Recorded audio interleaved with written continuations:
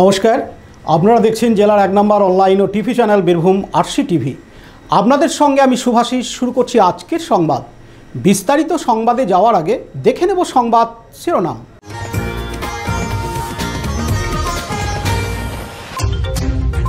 মহানবমীতে মহাপ্রসাদ বিতরণ সিউড়ির রেলওয়ে সার্বজনীন কমিটির। সিউড়ি রেল স্টেশনে বিক্ষোভ প্রদর্শন স্থানীয় বাসিন্দাদের। রানীপাথর গ্রামের সার্বজনীন দুর্গোৎসবে আনন্দমুখর গ্রামবাসী। আজ দুর্গাপুজোর মহানবমী।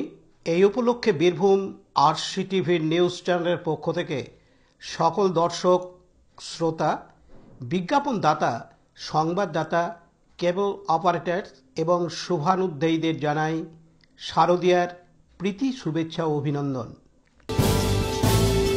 এবার সংবাদ বিস্তারিত। আজ বুধবার 1 অক্টোবর মহানবমী। সেই উপলক্ষে দিন সকাল থেকেই শুরু হয়েছে পুজো বিভিন্ন মণ্ডপে মণ্ডপে। আজ এই বিশেষ দিনে বিভিন্ন মণ্ডপে মহাপ্রসাদের আয়োজন করা হয়। সেই মতো সিউড়ি রেলওয়ে সার্বজনীন দুর্গাপুজো কমিটি প্রতি বছরের মতো এবছরেও ভক্তদের জন্য মহাপ্রসাদের আয়োজন করেন। দুপুর থেকে সেই মহাপ্রসাদ ভক্তদের খাওয়ানো শুরু হয়েছে। 5 থেকে 10,000 ভক্ত এই প্রসাদ গ্রহণ করবেন। আজকের দিনে মহানবমীর প্রসাদ গ্রহণের ভিড় যেমন জমবে, তেমনি এক মহান মিলন ক্ষেত্র তৈরি হবে। মহানবমীর পুজোর পাশাপাশি ভোগ নিবেদন করা হয় দেবী দুর্গাকে এবং তারপরে মহাপ্রসাদ বিতরণ করা হয় ভক্তদের। জানা যায় রাঁধুনিরা ভোর থেকে শুরু করেছেন এই মহাপ্রসাদ রান্না। পার্থ দাসের report, Birbhum RC TV, Suri. Suri rail স্টেশনে বিক্ষোভ প্রদর্শন করেন ওই এলাকার রেলের জায়গায় বসবাসকারী স্থানীয় বাসিন্দারা এবং যৌনপল্লীর মহিলারা। প্রসঙ্গত, আরপিএফের যে আধিকারিকরা আছেন তারা নিত্য সময়ে পয়সার জন্য জুলুম করে এই সকল রেলের জায়গার উপর বসবাসকারী বাসিন্দাদের উপর। এমনকি ভেঙে যাওয়ার বাড়ির চালা ঠিক করতে গেলেও পয়সা দিতে হয় আরপিএফ দপ্তরকে, এমন বিস্ফোরক অভিযোগ তুলে বিক্ষোভ দেখান স্থানীয় দোকানদার থেকে শুরু করে এলাকার বাসিন্দা এবং যৌনপল্লীর মহিলারা। তারা আরও জানান, সিউড়ি স্টেশনে থাকা আরপিএফের ইনচার্জ অফিসার মনোজ কুমার সিং জোর জুলুম করে টাকা আদায় করে, নয়তো সেই বাড়ি ভেঙে থাকা অংশ মেরামতি করতে দেয় না।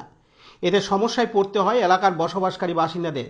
তাই আব্দুল শফি, তৃণমূলের শহর সভাপতি, তার উপস্থিতিতে আজ স্টেশন ম্যানেজারকে লিখিত একটি অভিযোগ জমা দিতে গেলে স্টেশন ম্যানেজার তাদের ফোনে আগামী 23 অক্টোবর শুক্রবার সময় দেন।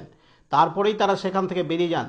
তবে এদিন তৃণমূলের সিউড়ি শহর সভাপতি আব্দুল শফি জানান, দীর্ঘদিন ধরে আরপিএফের বেশ কিছু পুলিশ আধিকারিকরা জোর জুলুম করে কেন্দ্রের ক্ষমতা প্রয়োগ করে এই সকল বসবাসকারী মানুষদের উপর জোরপূর্বক 5,000, 10,000 টাকা করে চাওয়া হচ্ছে। না দিতে পারলে তাদের ভাঙা বাড়িতে বসবাস করতে হচ্ছে, নতুনভাবে মেরামতি করতে পারছে না বাড়ি। এদিন তিনি আরও জানান, যারা আছেন রেলওয়ে, তার সাথে দেখা করতে এসেছিলাম কিছু অভিযোগ নিয়ে, কিন্তু তিনি, তার অফিস বন্ধ এবং তাকে যখন আমরা ফোন করলাম তখন তিনি বললেন তিনি ছুটিতে আছেন, 3 তারিখে আসবেন। আমরা দীর্ঘদিন ধরে খবর পাচ্ছি যে এখানকার সিউড়ি স্টেশনের যে আরপিএফ অফিসাররা আছেন বা স্টাফ আছেন, তারা স্টেশন সংলগ্ন এলাকার বিভিন্ন গরিব মানুষকে নানাভাবে অত্যাচার করছেন। আর্থিকভাবে হোক, শারীরিকভাবে হোক, তাদের ভীতি প্রদর্শন করছেন।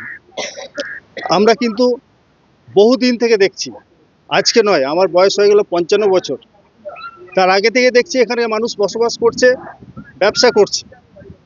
তার বিনিময়ে তারা হয়তো কোনো সুযোগ সুবিধা আরপিএফ নেয়, এটা আমরা শুনেছি, আনঅফিসিয়ালি বলছে এটা। কিন্তু তারা সেই চাপ বাড়ানোর জন্য তাদের বাড়ি ঢুকে জিনিসপত্র ভাঙচুর থেকে শুরু করে তাদের মারধর, তাদের মোবাইল কেড়ে নেওয়া, আর্থিক দাবি। আমরা পশ্চিমবঙ্গের মাননীয় মুখ্যমন্ত্রী মমতা বন্দ্যোপাধ্যায় সারা পশ্চিমবঙ্গের সাধারণ মানুষের পাশে আছেন। বিশেষ করে গরিব মানুষের জন্য তিনি অনেক কিছু করছেন। কিন্তু সিউড়ির বুকে যদি দেখা যায় যে আরপিএফ এইভাবে অত্যাচার করবে, তাহলে কিন্তু মমতা বন্দ্যোপাধ্যায়ের দল, অভিষেক বন্দ্যোপাধ্যায়ের দল এখানে চুপ করে থাকবে না।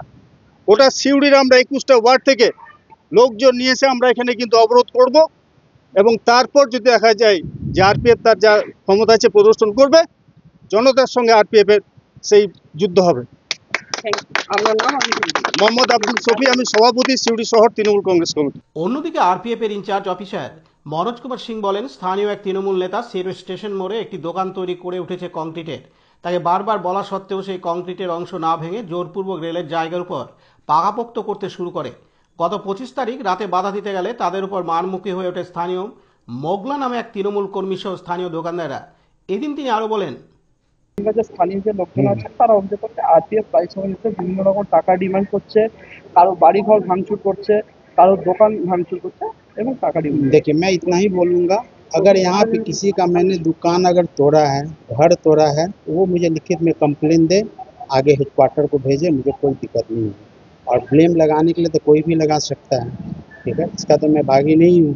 अगर मैं आज जाऊँगा, मैं अगर वो उसका उन्होंने एक मीट का दुकान बनाया था, मीट का दुकान में देखिए मैं ज़्यादा नहीं बोलूँगा, उसको जो लगाना है ब्लेम वो लगाए, ये हमारा ऊपर इंटरनल मामला है, ठीक है। वो तो बोल रहे हैं आप आपके तरफ से पैसा मांगे, अगर मांगा जाए, देखिए उसका कहाँ काम है ब्लेम लगाना, कोई दिक्कत नहीं, वो ब्लेम लगाएं, अगर कोई प्रूफ है तो वो। आपका नाम? मेरा नाम हुआ मनीष कुमार सिंह, ये आरपीएफ इंस्पेक्टर। অপরদিকে স্থানীয় এক মহিলা সাইমা জানান, আমার যে বাড়িটা হচ্ছিল, আমার মা কত লোকের ঘরে কাজ করে খায়, ঠিক আছে, আমরা কত কষ্ট করে ঘর করছি, এটাতে যে জল পড়ছে বলে ঘরটা বানাইলাম, এত বর্ষার পানি সব ঢুকে যাচ্ছে, তাও কি করছে, ব্ল্যাকমেল করছে, পয়সা দিচ্ছি না, আমার বাবার নামে কেস করেছে, বড় বাবু উল্টো আমার নামে কেস করেছে। কোথাকার বলতে পারছি না, কিন্তু বড় বাবু, হ্যাঁ আরপিএফ, কিন্তু আরপিএফ কিন্তু বারে বারে ব্ল্যাকমেল করছে, পয়সা দিচ্ছি না, কল রেকর্ডিং যদি করবেন তাহলে চেক করলেন, শুধু ফোন করছিল।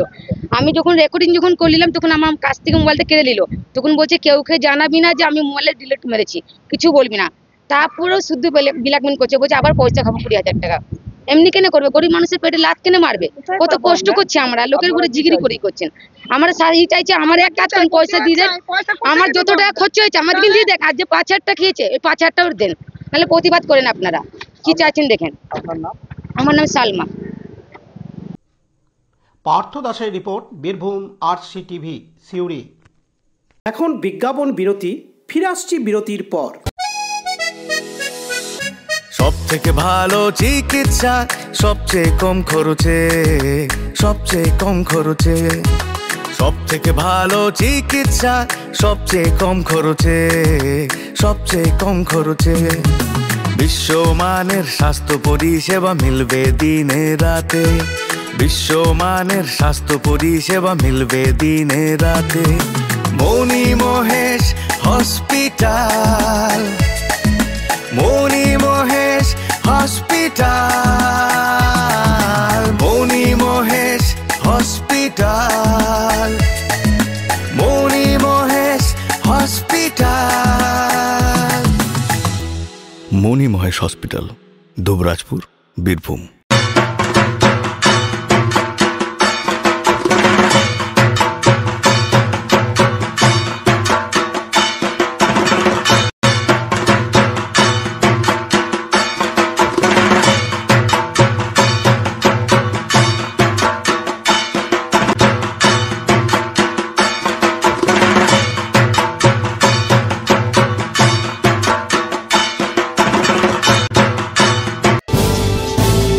খয়রাশোল থানার রানীপাথর গ্রাম এবং গ্রামের বেশিরভাগ মানুষ কৃষির উপর নির্ভরশীল। রানীপাথর গ্রামের নিচুপাড়ার আপামর বাসিন্দাদের ইচ্ছে ছিল গ্রামে সার্বজনীনভাবে মা দুর্গার পুজো করার। এবছর রানীপাথর গ্রামের নিচুপাড়ার বাসিন্দারা এক জায়গায় বসে সিদ্ধান্ত নেন সার্বজনীনভাবে দুর্গোৎসবের মাধ্যমে মা দুর্গার পুজো করবেন।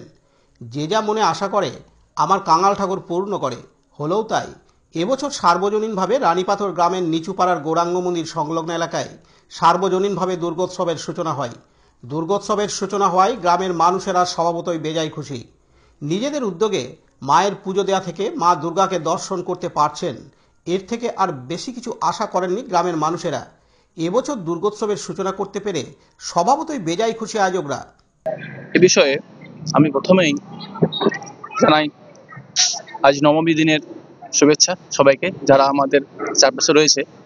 তাই দুর্গোৎসব আমাদের এই গ্রামবাসীর যেহেতু সর্বজনীনভাবে কোনো দুর্গাপুজো হতো না, তাই আমরা অনেক দিন ধরেই চেষ্টা করছিলাম যাতে এই সর্বজনীন পুজোটাকে রূপ দেওয়া যায়। কিন্তু হয়তো যেহেতু আমাদের চাষিবাসী গ্রাম, কৃষক পরিবার সবাই ঠিক আয় হয় না, তাই সেভাবে কোনো বছর গড়ে উঠতে পারিনি, কিন্তু আগের বছর আমরা সবাই মিলে এক জায়গায় নাটশালায় বসে একটা মিটিং করে সিদ্ধান্ত নিই যে না, আমরা সবাই মিলে একসঙ্গে মিলে চাঁদা দিয়ে একটা সার্বজনীন উৎসব পালন করব, দুর্গোৎসব। আর সেটা এবছর আমাদের সফল হয়েছে। আর ষষ্ঠী দিন থেকে আমাদের উদ্বোধন হয়েছে গীতাভবনের শ্রী শ্রী সত্যানন্দ মহারাজজি, ওনার হাত ধরে আমাদের মন্দিরের উদ্বোধন হয়েছে। তারপর থেকে আমাদের সবাই গ্রামবাসী মিলে সুন্দরভাবে উপস্থিত থেকে এই পুজো মণ্ডপটা সফল করার চেষ্টা আমরা করছি। তাতে আমাদের প্রত্যেকদিন কিছু অনুষ্ঠান রাখার চেষ্টা হচ্ছে। আগের দিন ছিল অষ্টমীর দিন, যেদিন আমরা মিউজিক্যাল চেয়ার, শঙ্খবাদন। বিপিন পাল ও অব্রদীপ ঘোষের রিপোর্ট, বীরভূম RCTV, খয়রাশোল। আজকের সংবাদ এই পর্যন্ত। পরবর্তী সংবাদের জন্য চোখ রাখুন বীরভূম RCTVর পর্দায়। নমস্কার।